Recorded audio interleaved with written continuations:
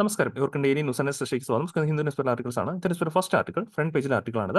Direct tax kitty picks up pace at 20.25% by February 10 എന്നുള്ള ആർട്ടിക്കിളാണ് ആദ്യമേ നമ്മൾ നോക്കാൻ പോകുന്നത്.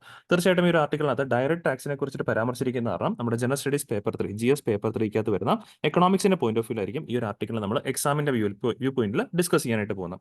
തീർച്ചയായിട്ടും റീസെന്റ് ഗവൺമെന്റ് അവതരിപ്പിച്ച ആ ഒരു ഇൻട്രീം ബഡ്ജറ്റിനകത്താണെങ്കിൽ നമ്മൾ നോക്കിയിട്ടുണ്ടായിരുന്ന പ്രധാനപ്പെട്ട ഒരു പോയിന്റ് ആയിരുന്നു, നമ്മൾ ഡിസ്കസ് ചെയ്തിട്ടുണ്ടായിരുന്നു.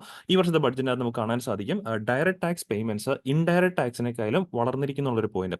കാരണം ഈ റീസെന്റ് ആയിട്ട് നടന്നിട്ടുള്ള ബഡ്ജറ്റ് എല്ലാം തന്നെ, റീസെന്റ് ഇയേഴ്സിലെ ബഡ്ജറ്റ് എല്ലാം തന്നെ നമ്മൾ പരിശോധിക്കുമ്പോൾ കാണുന്ന ഒരു പ്രധാനപ്പെട്ട വ്യത്യാസം അത് തന്നെയാണ്. കാരണം കഴിഞ്ഞ വർഷത്തിനകത്താണെങ്കിൽ പോലും ഗവൺമെന്റ് വരുമാന സ്രോതസ്സാണ് പ്രധാനമായിട്ടും ഈ ടാക്സുകൾ, both direct as well as indirect എന്ന് പറയുവാണെങ്കിൽ. ഇതിനകത്തൊക്കെ തന്നെ കഴിഞ്ഞ വർഷങ്ങളിൽ GST-യിൽ നിന്നുമായിരുന്നു ഗവൺമെന്റ് ഏറ്റവും കൂടുതൽ വരുമാനം കിട്ടിക്കൊണ്ടിരുന്നത്. ഗവൺമെന്റ് ഈ പറഞ്ഞ ടോട്ടൽ റവന്യൂവിൽ ഓൾമോസ്റ്റ് 18% തന്നെ GST-യിൽ നിന്നാണ് ഗവൺമെന്റിന് ഒരു വർഷം കിട്ടിക്കൊണ്ടിരുന്നത്. അതിന് താഴെയായിരുന്നു ഈ പറഞ്ഞ ഡയറക്ട് ടാക്സ് ഒക്കെ ആണെങ്കിലും, ഐ മീൻ ഡയറക്ട് ടാക്സിനകത്ത് വരുന്ന ഇൻകം ടാക്സ് ഒക്കെ ആണെങ്കിലും അതിന് താഴെയാണ് വന്നുകൊണ്ടിരുന്നത് റവന്യൂന്റെ കാര്യത്തിൽ.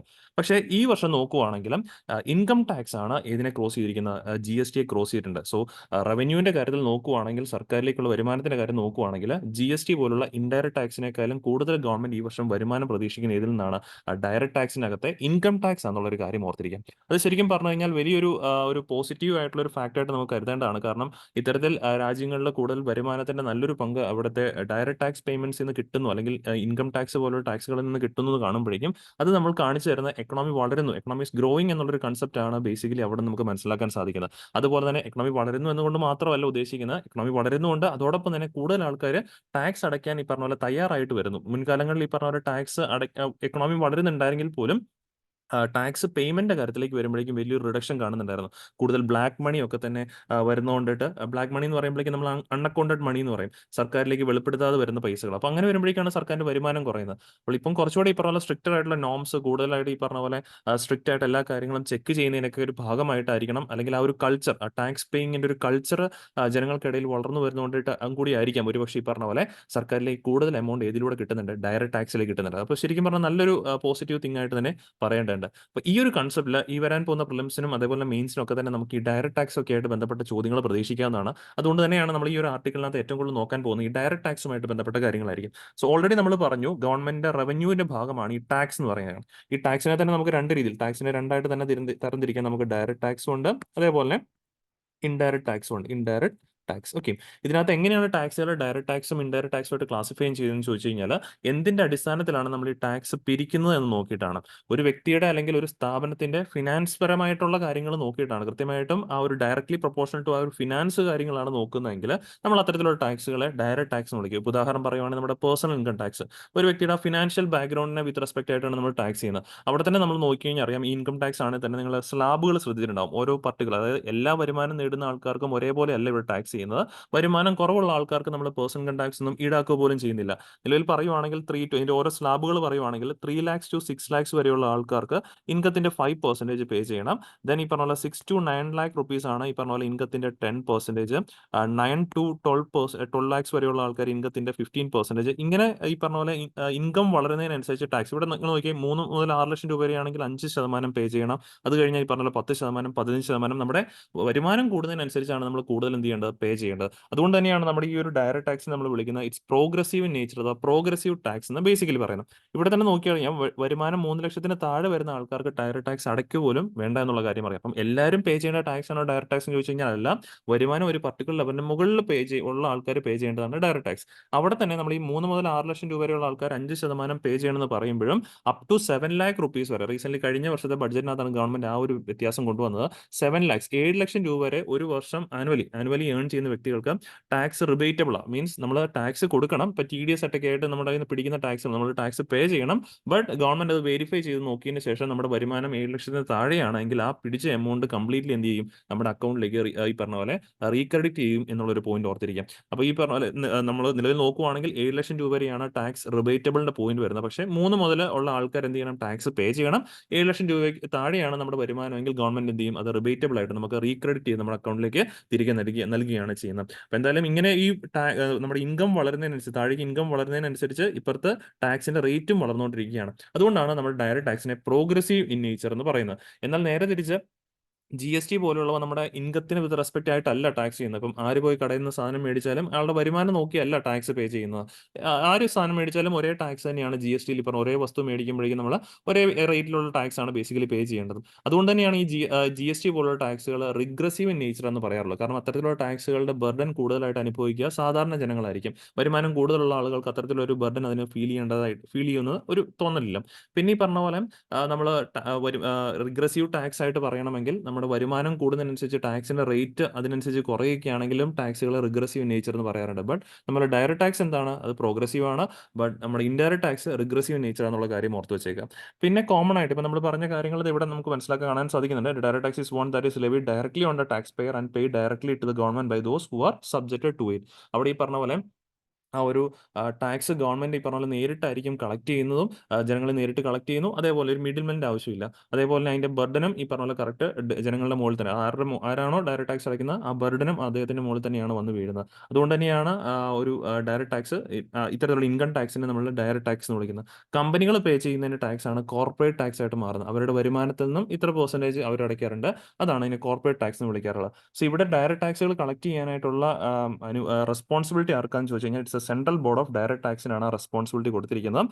ദെൻ ഡയറക്ട് ടാക്സുകളുടെ കുറച്ച് എക്സാമ്പിൾസ് നോക്കുവാണെങ്കിൽ property tax, personal property tax, income tax or asset tax, gift tax, capital gains tax, corporate tax, ഇതെല്ലാം ഡയറക്ട് ടാക്സിന്റെ എക്സാമ്പിൾസ് ആയിട്ടും നമുക്ക് കാണാവുന്നതാണ്. So direct tax is one of the two main source of revenue for the government. നമ്മൾ already പറഞ്ഞു tax ആണ് ഗവൺമെന്റിന്റെ ഏറ്റവും പ്രധാനപ്പെട്ട ഒരു റവന്യൂ സോഴ്സ്. അതിനകത്ത് ഒരെണ്ണമാണ് ഡയറക്ട് ടാക്സ്. രണ്ടാമത്താണ് ഇൻഡയറക്ട് ടാക്സ്. ജി.എസ്.ടി ആണ് ഇൻഡയറക്ട് ടാക്സിന്റെ മോസ്റ്റ് കോമൺ ആയിട്ടുള്ള എക്സാമ്പിൾ. ജി.എസ്.ടി ഇൻഡയറക്ട് ടാക്സിന്റെ മോസ്റ്റ് കോമൺ എക്സാമ്പിൾ. ഓക്കെ, അത്രയും കാര്യം ഓർക്കാം. ദെൻ ഈ പറഞ്ഞ പോലെ മറ്റൊരു പോയിന്റ് ആണ് ഡയറക്ട് ടാക്സിന്റെ അഡ്വാൻറ്റേജസിനെ കുറിച്ചും കൃത്യമായിട്ട് നമ്മൾ അറിഞ്ഞിരിക്കണം. എന്തിനാണ് ഗവൺമെന്റ് കൂടുതലായിട്ടും ഡയറക്ട് ടാക്സുകൾ പിരിക്കുന്നത് ചോദിച്ചു കഴിഞ്ഞാൽ it will lead to economic balance in our society. സൊസൈറ്റിയിൽ എക്കണോമിക് ബാലൻസ് ക്രിയേറ്റ് ചെയ്യാനായിട്ട് സഹായിക്കും. കാരണം നമ്മൾ പഠിച്ചിട്ടുള്ളതാണ് ഇന്ത്യയിൽ ഈ പറഞ്ഞ പോലെ എക്കണോമിക് ഇക്വാളിറ്റി ഉണ്ടോ എന്ന് ചോദിച്ചു കഴിഞ്ഞാൽ നമുക്ക് പറയാൻ പറ്റത്തില്ല. കാരണം ഇന്ത്യയുടെ ആസ്പെക്റ്റിലും ഇവിടുത്തെ ടോട്ടൽ വെൽത്തിന്റെ, നമ്മുടെ രാജ്യത്തിന്റെ ടോട്ടൽ വെൽത്തിന്റെ 90% കൈയടക്കി വെച്ചിരിക്കുന്നത് ഇവിടുത്തെ മൊത്തം ജനസംഖ്യയുടെ 1% ആൾക്കാർ മാത്രമാണ്. മീൻസ് ഹൈ റിച്ച് ആയിട്ടുള്ള ആളുകൾ 1% മാത്രമേ വരുള്ളൂ. റെസ്റ്റ് ഈ പറഞ്ഞ പോലെ 99% പോപ്പുലേഷന്റെ ആളുകളുടെ കൈകളിലാണ് വെറും 10% നാഷണൽ വെൽത്ത് കോൺസെൻട്രേറ്റ് ചെയ്തിരിക്കുന്നത്. അപ്പോൾ ഇത്തരത്തിലുള്ള ഒരു എക്കണോമിക് ഇൻഇക്വാളിറ്റി നിൽക്കുന്ന ഒരു രാജ്യം കൂടി ആയതുകൊണ്ട് തന്നെ ഇവിടെ നമ്മൾ ഇത്തരത്തിലുള്ള ടാക്സുകൾ, especially direct tax, income tax, corporate tax പോലുള്ള ടാക്സുകൾ എക്കണോമിക് ബാലൻസ് ക്രിയേറ്റ് ചെയ്യാനായിട്ട് സഹായിക്കും. കാരണം നമ്മൾ തൊട്ട് മുമ്പ് കണ്ടതല്ലേ, എല്ലാ ആൾക്കാരും അടയ്ക്കേണ്ട ടാക്സ് ആണോ? അല്ല. വരുമാനം കുറവുള്ള ആൾക്കാർ, 3 ലക്ഷത്തിന് താഴെ ഒരു വർഷം ഏൺ ചെയ്യുന്ന ആൾക്കാർ ഡയറക്ട് ടാക്സ് പേ ചെയ്യേണ്ട. ഇനി വരുമാനം കൂടുന്നതിനനുസരിച്ച് എന്ത് ചെയ്യണം? നമ്മൾ കൂടുതൽ എമൗണ്ട് സർക്കാരിലേക്ക് ടാക്സ് ആയിട്ട് പേ ചെയ്യുകയും ചെയ്യണം. So in like that manner it will lead to an economic balance in our society and it also ensures equality. നമ്മളിപ്പം പറഞ്ഞ പോയിന്റ് തന്നെയാണ്. It will also ensure economic equality in our society. And പിന്നെ വേറൊരു പോയിന്റിനും കൂടെ government ഈ direct ടാക്സുകൾ ഉപയോഗിക്കാറുണ്ട് ടു അഡ്രസ് ഇൻഫ്ലേഷൻ ഇഷ്യൂസ്. കാരണം ഇൻഫ്ലേഷൻ പൊതുവിൽ രണ്ട് രീതിയിൽ ഉണ്ടാകാം. ഡിമാൻഡ് പുൾ ആയിട്ടും ഉണ്ടാകും, കോസ്റ്റ് പുഷ് ആയിട്ട് ഇൻഫ്ലേഷൻ ഉണ്ടാകും. കോസ്റ്റ് പുഷ് എന്ന് പറഞ്ഞു കഴിഞ്ഞാൽ ഒരു സ്ഥാപനത്തിലൊക്കെ ജോലി ചെയ്യുന്ന വർക്കേഴ്സിന്റെ സാലറി കൂട്ടുക, അല്ലെങ്കിൽ റോ മെറ്റീരിയൽസിന്റെ ഒക്കെ പ്രൈസ് കൂടുക, അങ്ങനെയൊക്കെ മൂലം സാധനങ്ങൾക്ക് വില കയറുന്നതിനെയാണ് ഈ കോസ്റ്റ് പുഷ് ഇൻഫ്ലേഷൻ എന്ന് പലപ്പോഴും പറയാറുള്ളത്. നേരെ തിരിച്ച് ഒരു വ്യക്തിയുടെ വരുമാനം വർദ്ധിക്കുന്നത് മൂലം, നമ്മുടെ വരുമാനം കൂടുമ്പോൾ തീർച്ചയായിട്ടും നമ്മൾ കൂടുതൽ സാധനങ്ങൾ വാങ്ങാനായിട്ട് തുടങ്ങുന്ന ഒരു സിറ്റുവേഷനിലേക്ക് പോകും, ഒരു ബിഹേവിയറൽ മാറ്റം കണ്ടു തുടങ്ങും. സോ അങ്ങനെ നമ്മുടെ കൈകളിലെ ഇൻഡിവിജ്വൽ ആയിട്ടുള്ള കൈകളിൽ ഈ പറഞ്ഞ പോലെ വരുമാനം കൂടുമ്പോഴേക്കും ഡിമാൻഡ് കൂടാനുള്ള സാധ്യതയുണ്ട്. സോ ആ ഡിമാൻഡ് അനുസരിച്ച് നാട്ടിൽ സാധനങ്ങളുടെ സപ്ലൈ ഇല്ലെങ്കിൽ it can also lead to an inflationary situation in the economy. So അത്തരത്തിലുള്ള ഇൻഫ്ലേഷനെയാണ് നമ്മൾ ഡിമാൻഡ് പുൾ ഇൻഫ്ലേഷൻ എന്ന് ബേസിക്കലി പറയാറുള്ളത്. അതുകൊണ്ട് തന്നെ ഈ ഡിമാൻഡ് പുൾ ഇൻഫ്ലേഷനെ കൺട്രോൾ ചെയ്യാൻ ഗവൺമെന്റ് എന്ത് ഉപയോഗിക്കാൻ പറ്റും? ഈ ഡയറക്ട് ടാക്സുകൾ പോലുള്ള ടാക്സുകളെ ഉപയോഗിക്കാനായിട്ട് സാധിക്കും. കാരണം അങ്ങനെ ഡയറക്ട് ടാക്സുകൾ വർദ്ധിപ്പിച്ചു കഴിഞ്ഞാൽ ആൾക്കാരുടെ ഡിസ്പോസിബിൾ ഇൻകം എന്ന് പറഞ്ഞു കഴിഞ്ഞാൽ കിട്ടുന്ന മൊത്തം ഇൻകത്തിൽ നിന്നും ടാക്സുകൾ, ഡയറക്ട് ടാക്സുകൾ കുറച്ച് കഴിഞ്ഞു കഴിഞ്ഞാൽ കിട്ടുന്ന പൈസയാണ് ഡിസ്പോസിബിൾ ഇൻകം. അതായിരിക്കും അവർക്ക് ചെലവാക്കാൻ പറ്റുന്ന പൈസ. ഇപ്പോൾ ഒരു 5 ലക്ഷം രൂപ, ഇപ്പം ഒരു എക്സാമ്പിൾ, ഇപ്പം 9 ലക്ഷം രൂപ ആനുവലി ഏൺ ചെയ്യുന്ന ഒരു വ്യക്തിയെ സംബന്ധിച്ച്, 9 ലക്ഷം രൂപ ആനുവലി ഏൺ ചെയ്യുന്ന വ്യക്തിയെ സംബന്ധിച്ച് തൊട്ട് മുമ്പ് നമ്മൾ ആ ഗ്രാഫിനകത്ത് കണ്ടിട്ടുണ്ടായിരുന്നു, ഹി ഷുഡ് പേ 10%, 10% ഈ പറഞ്ഞ പോലെ ടാക്സ് ആയിട്ട് പേ ചെയ്യണം. അങ്ങനെ പേ ചെയ്യുമ്പോഴേക്കും 9 ലക്ഷത്തിൽ നിന്ന് ഈ പറഞ്ഞ പോലെ 10% എന്ന് പറയുമ്പോഴേക്കും 90,000 രൂപയൊക്കെ ഡിഡക്ട് ചെയ്ത് കഴിഞ്ഞാൽ ഫുൾ ഈ പറഞ്ഞ പോലെ 8,10,000 റുപ്പീസ് ഒക്കെ ആയിരിക്കും. ജസ്റ്റ് ഒരു കാൽക്കുലേഷൻ മാത്രമാണ് കേട്ടോ, എക്സാമ്പിൾ വൈസ് എടുത്ത കാൽക്കുലേഷൻ ആണ്, റിയൽ ആണെന്ന് നിർബന്ധമില്ല. സോ അങ്ങനെ ഈ പറഞ്ഞ പോലെ പോയി കഴിയുമ്പോൾ എന്തായാലും ആൾക്ക് ആ ഒരു 9 ലക്ഷം രൂപയും ചെലവാക്കാനായിട്ട് പറ്റത്തില്ല. ആ ടാക്സ് കുറച്ച് കഴിഞ്ഞാൽ എന്താണോ ആളുടെ കയ്യിലുള്ളത് ഇതാണ് ആളുടെ ഡിസ്പോസിബിൾ ഇൻകം ആയിട്ട് ബേസിക്കലി പറയപ്പെടുന്നത്. ഈ ഡിസ്പോസിബിൾ ഇൻകം ആണ് നമുക്ക് സാധനങ്ങളൊക്കെ വാങ്ങാൻ ഉപയോഗിക്കാൻ പറ്റുന്ന ഇൻകം എന്ന് പറയാൻ പറ്റുന്നത്. സോ എന്തായാലും അത്തരത്തിലുള്ള ഡിമാൻഡ് കുറച്ചിട്ട് ഡിമാൻഡ് ഈ ടാക്സുകൾ കൂട്ടിക്കഴിഞ്ഞാൽ ആളുകളുടെ വരുമാനം മീൻസ് ഡിസ്പോസിബിൾ ഇൻകം കുറയ്ക്കാൻ പറ്റും. ആൻഡ് ഇറ്റ് ക്യാൻ ഈ പറഞ്ഞ പോലെ suppress demand extra demand in the economy. And ഈ പറഞ്ഞ പോലെ ആ രീതിയിൽ ഈ പറഞ്ഞ പോലെ എക്കണോമിയിലെ ഇൻഫ്ലേഷനെ ഗവൺമെന്റിന് കൺട്രോൾ ചെയ്യാനായിട്ട് സാധിക്കും. ഇതിന് വേണ്ടിയിട്ടാണ് ഈ പറഞ്ഞ ഡയറക്ട് ടാക്സുകൾ പ്രധാനമായിട്ട് ഉപയോഗിക്കുന്നത്. അപ്പോൾ ഈ പ്രധാനമായിട്ടും ഇത്രയും അഡ്വാൻറ്റേജ് ആണെന്ന് ചോദിച്ചാൽ അല്ല, ഒരുപാടുണ്ട്. എന്നാൽ ഏറ്റവും പ്രധാനപ്പെട്ട 3 അഡ്വാൻറ്റേജസ് ഇത് മൂന്നും ഒന്ന് കൃത്യമായിട്ട് ഓർത്തിരിക്കുക. ഓക്കെ, ഇനി അടുത്തൊരു ആർട്ടിക്കിളാണ്, എഡിറ്റോറിയൽ പേജിലെ ആർട്ടിക്കിളാണ് a privilege strategic partnership without a gulf എന്നുള്ളതാണ് ഈ ഒരു ആർട്ടിക്കിൾ ഹെഡ്ലൈൻ ആയിട്ട് വായിക്കുന്നത്. അപ്പോൾ ഇത് UAE ഒക്കെ ആയിട്ട് ബന്ധപ്പെട്ട് വന്നിരിക്കുന്ന ആർട്ടിക്കിളാണ്. എന്തുകൊണ്ടാണ് ഈ ആർട്ടിക്കിൾ വന്നിരിക്കുന്നത് നിങ്ങൾക്ക് ഓൾറെഡി തന്നെ ഇപ്പം ക്ലിയർ ആയിട്ടുണ്ടാവും. കാരണം നെക്സ്റ്റ് ഡേ ഈ പറഞ്ഞ പോലെ നമ്മുടെ പ്രധാനമന്ത്രി UAE സന്ദർശിക്കാൻ പോവുകയാണ്. ഫെബ്രുവരി 13-14 തീയതികളിൽ UAE അദ്ദേഹം സന്ദർശിക്കും. അവിടുത്തെ നമ്മുടെ വലിയൊരു ഡയസ്പോറ സ്ട്രെങ്ത് ഉണ്ട് നമുക്ക് UAE-യിൽ. അപ്പോൾ അവരെയൊക്കെ കൃത്യമായിട്ടും ഗവൺമെന്റ് പ്രൈം മിനിസ്റ്റർ അഡ്രസ്സ് ചെയ്യും എന്നുള്ളതും ഇതിനകത്ത് വന്നിട്ടുണ്ട്. സോ എന്തായാലും ഈ ഒരു ആർട്ടിക്കിൾ UAE-യുമായിട്ട് ബന്ധപ്പെട്ട് ഇന്ത്യ-UAE റിലേഷൻഷിപ്പ് ബന്ധപ്പെട്ട് ചർച്ച ചെയ്യുന്ന കാരണം ഈ ഒരു ആർട്ടിക്കിൾ വരുന്നത് ജനറൽ സ്റ്റഡീസ് പേപ്പർ 2-ലുള്ള ഇന്റർനാഷണൽ റിലേഷൻസ് GS പേപ്പർ 2-നകത്തുള്ള IR-നകത്താണ്. ഓക്കെ, GS 2-നകത്തുള്ള IR ഇന്റർനാഷണൽ റിലേഷൻസിനകത്താണ് ഈ ഒരു ആർട്ടിക്കിൾ നമ്മൾ എക്സാമിന്റെ വ്യൂ പോയിന്റിൽ നോക്കാൻ പോകുന്നത്. ഓക്കെ, അപ്പോൾ ഇതിനകത്ത് നമ്മൾ ഓൾറെഡി പറഞ്ഞു എന്താണ് ഇത് വാർത്ത വരാൻ കാരണം എന്ന് പറഞ്ഞു കഴിഞ്ഞാൽ prime minister Narendra Modi schedule to pay an official visit UAE from February 13 to 14 എന്നുള്ള കാര്യം. ദെൻ ഇവിടെ റിലേഷൻഷിപ്പ് നോക്കുവാണ്, India-UAE റിലേഷൻഷിപ്പിലാണ്. Both India and UAE co launch global green credit initiative. നമ്മൾ COP28 ഈ വർഷം കണ്ടക്ട് ചെയ്ത് നടന്ന COP28 UAE-യിൽ വെച്ചിട്ടായിരുന്നു. COP28 നടന്നിട്ടുണ്ടായിരുന്ന ക്ലൈമറ്റ് കോൺഫറൻസ് ആണ്. സോ ആ ഒരു വേദിയിൽ വെച്ചിട്ട് ഇന്ത്യയും UAE-യും ചേർന്ന് അവതരിപ്പിച്ച ഒരു ഇനീഷ്യേറ്റീവാണ് ഗ്ലോബൽ ഗ്രീൻ ക്രെഡിറ്റ് ഇനീഷ്യേറ്റീവ്. അതേപോലെ തന്നെ നമ്മൾ മിക്ക മേഖലകളിലും നമുക്ക് India-UAE റിലേഷൻഷിപ്പ് നമുക്ക് കാണാൻ സാധിക്കും. ഏറ്റവും പ്രധാനപ്പെട്ട ഒരു മേഖലയാണ് ട്രേഡുമായിട്ട് ബന്ധപ്പെട്ടത്, എക്കണോമിക് പാർട്ണർഷിപ്പ്. കഴിഞ്ഞ 2022-23 ഒഫീഷ്യൽ ഡേറ്റാസ് പ്രകാരം നോക്കുവാണെങ്കിൽ bilateral trade were around $85 billion India-UAE bilateral trade നടന്നിട്ടുണ്ടായിരുന്നത്. And thus making UAE India's third largest trading partner and India's second largest export destination. ഇന്ത്യയുടെ സെക്കൻഡ് ലാർജസ്റ്റ് എക്സ്പോർട്ട് ഡെസ്റ്റിനേഷൻ കൂടിയാണ് UAE എന്നുള്ളൊരു കാര്യം ഓർക്കാം. And overall UAE is also the 4th largest overall investor in India. ഇന്ത്യയിലെ invest ചെയ്യുന്ന പ്രധാനപ്പെട്ട രാജ്യങ്ങളിൽ 4th ലാർജസ്റ്റും കൂടിയാണ് ആര്, UAE എന്നുള്ള കാര്യം ഓർത്ത് വെച്ചേക്കാം. ആൻഡ് ഈ പറഞ്ഞ പോലെ ഈ ട്രേഡ് അഗ്രിമെന്റും അല്ലെങ്കിൽ പാർട്ണർഷിപ്പ് ഒക്കെ തന്നെ വളർത്താനായിട്ട് നമുക്ക് ഇന്ത്യക്കും UAE-ക്കും ഇടയിൽ കോംപ്രഹെൻസീവ് എക്കണോമിക് പാർട്ണർഷിപ്പ് എഗ്രിമെന്റ്സ് ഉണ്ട്.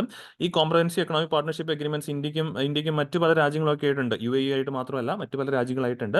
ബട്ട് UAE-യുമായിട്ടുള്ള ഈ എഗ്രിമെന്റിന്റെ വ്യത്യാസം എന്താണെന്ന് ചോദിച്ചു കഴിഞ്ഞാൽ നമ്മൾ റെക്കോർഡ് ടൈമിൽ, അതായത് 88 ദിവസങ്ങൾ കൊണ്ടാണ് ഈ ഒരു എഗ്രിമെന്റ് നമ്മൾ റാറ്റിഫൈ ചെയ്ത് എഗ്രിമെന്റ് എല്ലാം ഒപ്പിട്ട് എന്നുള്ള ഒരു കാര്യം ഓർക്കണം. മറ്റു രാജ്യങ്ങളൊക്കെ ആയിട്ട് നമ്മൾ ഈ ഒരു എഗ്രിമെന്റ് ഒക്കെ ചെയ്യാറാകുമ്പോൾ ഈ കോംപ്രഹെൻസീവ് എഗ്രിമെന്റ് സൈൻ ചെയ്യുന്ന മിക്കപ്പോഴും 1-2 വർഷങ്ങളൊക്കെ എടുത്തിട്ടാണ് മിക്കപ്പോഴും ഇതൊക്കെ സൈൻ ചെയ്യാറുള്ളത്. ആ രാജ്യങ്ങൾ അതിനെ പരിശോധിക്കുന്നു, അങ്ങനെ പല ചർച്ചകൾ നടക്കുന്നു, അങ്ങനെ വർഷങ്ങളോളം എടുക്കാറുണ്ട്. പക്ഷേ India-UAE-യുടെ ആ ഒരു ബന്ധത്തിന്റെ ആ ഒരു പശ്ചാത്തലത്തിൽ നിന്നുകൊണ്ടിട്ടാണ് അത്രത്തോളം ഈ പറഞ്ഞ പോലെ ഈ രണ്ട് രാജ്യങ്ങളും അവരവർ പരസ്പരം ഈ പറഞ്ഞ ഇമ്പോർട്ടൻസ് കണക്കാക്കുന്നു എന്നുള്ളതുകൊണ്ടിട്ടാണ് ചുരുങ്ങിയ ദിവസങ്ങൾ കൊണ്ട് തന്നെ അത് ആ ഒരു എഗ്രിമെന്റ് റാറ്റിഫൈ ചെയ്യാനായിട്ട് സാധിച്ചു എന്നുള്ളതും വളരെ പ്രാധാന്യമാണ്. ദെൻ ഈ പറഞ്ഞ പോലെ ഈ ഒരു റിലേഷൻഷിപ്പിന്റെ മറ്റൊരു പ്രത്യേകതയാണ് റുപ്പേ കാർഡ്. നമ്മളെല്ലാവരും നാട്ടിലാണെങ്കിൽ ഉപയോഗിക്കാറുള്ളതാണ്. ഈ ഡിജിറ്റൽ പേയ്മെന്റിന് വേണ്ടിയിട്ട് റുപ്പേ കാർഡുകൾ ഉപയോഗിക്കാറുണ്ട്. സോ ഈ റുപ്പേ കാർഡുകൾ ഇപ്പോൾ എവിടെ അക്സെപ്റ്റബിൾ ആണ്, UAE-യിൽ അക്സെപ്റ്റബിൾ ആണെന്നുള്ള കാര്യം ഓർക്കുക. അത് മാത്രമല്ല ജൂലൈ 2023 തൊട്ടിട്ട് ദുബായിലെ എയർപോർട്ടുകളിൽ നമുക്ക് ഇന്ത്യൻ കറൻസി റുപ്പി ഈ പറഞ്ഞ പോലെ ട്രാൻസാക്ഷൻസിന് ഉപയോഗിക്കാനായിട്ട് സാധിക്കും എന്നുള്ളതും വലിയൊരു പോയിന്റായിട്ട് ഈ രണ്ട് രാജ്യങ്ങൾക്കിടയിലെ റിലേഷൻഷിപ്പിന് പോയിന്റായിട്ട് പറയേണ്ടതാണ്. പിന്നെ 1-2 പോയിന്റ് കൂടെ എക്സ്ട്രാ പറയുവാണെങ്കിൽ ഈ ഒരു ആർട്ടിക്കിളിനകത്ത് ഇവിടെ നിങ്ങൾക്ക് കാണാൻ സാധിക്കും സ്ട്രാറ്റജിക് ടൈസുമായിട്ട് ബന്ധപ്പെട്ട് നമ്മൾ നേരത്തെ തന്നെ ഡിസ്കസ് ചെയ്തിട്ടുള്ളതാണ് ഈ I2U2 ഇനീഷ്യേറ്റീവിനെ കുറിച്ചിട്ട്. ഇന്ത്യ, ഇസ്രായേൽ, UAE, USA 4 രാജ്യങ്ങളാണ്. അതിനകത്ത് I2 എന്ന് പറഞ്ഞു കഴിഞ്ഞാൽ ഇന്ത്യയും ഇസ്രായേലും ആ ഫസ്റ്റ് ലെറ്റേഴ്സ് വെച്ചിട്ടാണ് I2 എന്ന് പറഞ്ഞിരിക്കാം.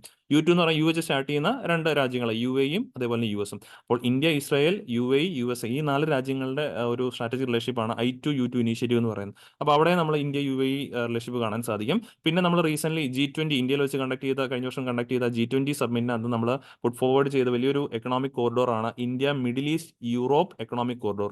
അവിടെയും ഏറ്റവും പ്രധാനപ്പെട്ട റോള് ആര് വഹിക്കുന്നുണ്ട്, UAE വഹിക്കുന്നുണ്ടെന്നൊരു കാര്യം ഓർത്ത് വെച്ചേക്കാം. അപ്പൊ ഇങ്ങനെ നോക്കുവാണെങ്കിൽ എല്ലാ മേഖലകളിലും നമ്മൾ ഇന്ത്യയും UAE-യും തമ്മിലുള്ള ആ ഒരു വലിയൊരു ബന്ധം നമുക്ക് കണ്ടെത്താനായിട്ട് സാധിക്കുന്നത് തന്നെയാണ്. ഓക്കെ, സോ ദെൻ അടുത്തൊരു ആർട്ടിക്കിളിലേക്ക് നമുക്ക് മൂവ് ഓൺ ചെയ്യാം. അടുത്തതും എഡിറ്റോറിയൽ പേജിലെ ആർട്ടിക്കിൾ ആയിരുന്നു. ബട്ട് ഈ ഒരു ആർട്ടിക്കിളിനകത്ത് നമ്മൾ ഇതിനു മുമ്പും ഡിസ്കസ് ചെയ്തിട്ടുണ്ടായിരുന്നു കുറച്ച് കാര്യങ്ങളൊക്കെ ഇതിനകത്ത് എന്താ പറയുക ഒരു പൊളിറ്റിക്കൽ ആയിട്ടുള്ള കാര്യങ്ങൾ ഇതിനകത്ത് എഴുതിയിട്ടുണ്ട്. ബട്ട് അത് നമുക്ക് നോക്കേണ്ടത് നമുക്ക് എക്സാമിന്റെ പോയിന്റ് ഓഫ് വ്യൂ കുറച്ച് ഇമ്പോർട്ടൻറ്റ് ഡേറ്റാസ് ഇതിനകത്ത് കിട്ടിയിട്ടുണ്ട്. ആ ഡേറ്റാസ് വെച്ചിട്ടായിരിക്കും നമ്മൾ ഈ ഒരു ആർട്ടിക്കിൾ മുന്നോട്ട് പഠിച്ചു പോകുന്നത്. Okay, how women can be represented in politics. അപ്പം പൊളിറ്റിയുടെ പോയിന്റ് ഓഫ് വ്യൂലും സോഷ്യൽ ജസ്റ്റിസിന്റെ പോയിന്റ് ഓഫ് വ്യൂലും ഇന്ത്യൻ സൊസൈറ്റിയുടെ ആംഗിളിലൊക്കെ തന്നെ ഈ ഒരു ആർട്ടിക്കിളിനകത്ത് ഡിസ്കസ് ചെയ്യുന്നുണ്ട്. അപ്പോൾ എന്താണ് ഇതിനകത്ത് ഒരു മെയിൻ പോയിന്റ് പറയുക, മീൻസ് എന്തുകൊണ്ടാണ് ഈ ഒരു ആർട്ടിക്കിൾ വന്നതെന്ന് ചോദിച്ചു കഴിഞ്ഞാൽ റീസെന്റ് പറഞ്ഞ പോലെ കണ്ടക്ട് ചെയ്ത ആ ഒരു രാജസ്ഥാൻ ഇലക്ഷൻസും ഒക്കെ ആയിട്ട് ബന്ധപ്പെട്ടാണ് സ്ത്രീകളുടെ റെപ്രസെൻറ്റേഷൻ നമ്മളിപ്പം പറയുവാണെങ്കിൽ പാർലമെന്റിൽ പോലും ഈ പറഞ്ഞ പോലെ നമ്മുടെ വുമൺ റിസർവേഷൻ ബില്ല് ഈ പറഞ്ഞ പോലെ അവതരിപ്പിക്കുകയൊക്കെ ഉണ്ടായി. ബട്ട് അതിന് നമ്മൾ പറഞ്ഞു കുറച്ച് തടസ്സങ്ങളുണ്ട്. മീൻസ് ഡീലിമിറ്റേഷൻ കമ്മീഷൻ വെക്കണം, ഈ പറഞ്ഞ പോലെ കോൺസ്റ്റിറ്റ്യൻസീസിന്റെ ഡീലിമിറ്റേഷൻ കണ്ടക്ട് ചെയ്യണം, അതിന് സെൻസസ് കണ്ടക്ട് ചെയ്യണം, അങ്ങനെ കുറച്ച് കാര്യങ്ങളൊക്കെ ഉണ്ട്. അപ്പോൾ ആ ഒരു പശ്ചാത്തലത്തിൽ വന്നിരിക്കുന്നതാണ് ഈ ഒരു ആർട്ടിക്കിൾ. എങ്ങനെ നമുക്ക് ഈ പറഞ്ഞ പോലെ ഇന്ത്യയിലെ വുമൺ റെപ്രസെൻറ്റേഷൻ പൊളിറ്റിക്സ് ഇംപ്രൂവ് ചെയ്യാൻ സാധിക്കും എന്നുള്ളതാണ് ഈ ഒരു ആർട്ടിക്കിളിനകത്ത് ഡിസ്കസ് ചെയ്തിരിക്കുന്നത്. അപ്പോൾ ഈ ഒരു ആർട്ടിക്കിൾ ഡിസ്കസ് ചെയ്യുമ്പോഴേക്കും നമ്മൾ നിലവിൽ ഈ ഒരു ആർട്ടിക്കിളിൽ നമ്മൾ പഠിച്ചിരിക്കേണ്ട പോയിന്റ്, എക്സാമിന്റെ പോയിന്റ് ഓഫ് ഉള്ള കുറച്ച് പോയിന്റ് ആണ് ഇത് നൽകിയിരിക്കുന്നത്. ആസ് പെർ UNDP ഈ പറഞ്ഞ പോലെ റിപ്പോർട്ടിനെ കുറിച്ചൊക്കെ ഇതിനകത്ത് ഡിസ്കസ് ചെയ്യുന്നുണ്ട്. ജെൻഡർ ഗ്യാപ്പ് റിപ്പോർട്ടിനെ കുറിച്ചിട്ടൊക്കെ തന്നെ ഡിസ്കസ് ചെയ്യുന്നുണ്ട്. കാരണം റീസെന്റ് പബ്ലിഷ് ചെയ്ത ജെൻഡർ ഗ്യാപ്പ് റിപ്പോർട്ടിനകത്ത് ഇന്ത്യയിൽ ഏറ്റവും കൂടുതൽ ഈ പറഞ്ഞ പോലെ സ്ത്രീ പുരുഷ വ്യത്യാസം, ആ ജെൻഡർ ഗ്യാപ്പ് കാണുന്നത് പൊളിറ്റിക്കൽ മേഖലയിലാണ്. സോ എന്തായാലും പൊളിറ്റിക്സിനകത്ത് സ്ത്രീകളുടെ പാർട്ടിസിപ്പേഷൻ നമ്മൾ നോക്കുവാണെങ്കിൽ ആദ്യം തന്നെ നമ്മുടെ മെമ്പേഴ്സ് ഓഫ് പാർലമെന്റ് ഇടയിൽ തന്നെ നമ്മൾ ഈ പോയിന്റ് പല ക്ലാസ്സുകൾ പറഞ്ഞിട്ടുള്ളതാണ്, എന്നാലും നമ്മൾ ശ്രദ്ധിച്ചിരിക്കുക. ഇന്റർ പാർലമെന്ററി യൂണിയൻ ഡേറ്റ പ്രകാരം woman make 14.44% of the Lok Sabha. ഇപ്പോഴത്തെ ഈ പറഞ്ഞ പോലെ റീസെന്റ് കൺക്ലൂഡ് ചെയ്ത ഈ പറഞ്ഞ പോലെ റീസെന്റ് ആണ് ലോക്സഭയുടെ ഈ പറഞ്ഞ പോലെ ലാസ്റ്റ് സെഷൻ കൺക്ലൂഡ് ചെയ്തിട്ടുണ്ടായിരുന്നു. ഇനി ഇലക്ഷനാണ് വരാൻ പോകുന്നത്. അപ്പോൾ എന്തായാലും റീസെന്റ് കൺക്ലൂഡ് ചെയ്ത ആ ഒരു ലോക്സഭയിൽ പോലും 14.44% മാത്രമായിരുന്നു ടോട്ടൽ MP-മാരിൽ ആരുണ്ടായിരുന്ന സ്ത്രീകൾ ഉണ്ടായിരുന്നുള്ള കാര്യം ഓർക്കുക. അതായത് 100 MP-മാരുണ്ടെങ്കിൽ അപ്രോക്സിമേറ്റ്ലി 15 MP-മാർ മാത്രമാണ് സ്ത്രീകളായിട്ടുണ്ടായിരുന്നത്. അതാണ് ആ പെർസെൻറ്റേജ് സൂചിപ്പിക്കുന്നത്.